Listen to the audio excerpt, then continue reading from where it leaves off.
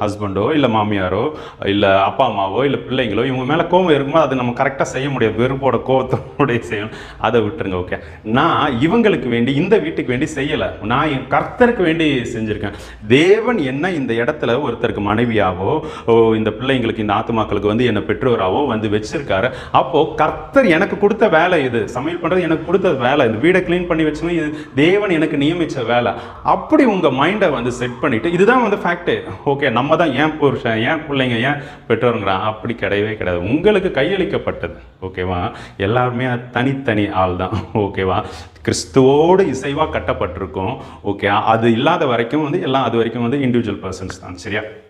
அப்போது அந்த தாட்டோட நீங்கள் ஒவ்வொரு வேலையும் ஏன் தேவனுக்கு செய்கிறோம். ஓகேவா, அந்த மரியாதை என்ன பண்ணுறாங்க, அவங்க வந்து அவங்களுடைய கண்ணீர்னால வந்து அவருடைய இயேசு கிறிஸ்துனுடைய பாதத்தை வந்து தன்னுடைய தலைமயிர்னால வந்து இது பண்ணுறாங்க இல்லையா. அப்போது அதே மாதிரி நீங்களும் டெடிக்கேட்டடாக நீங்கள்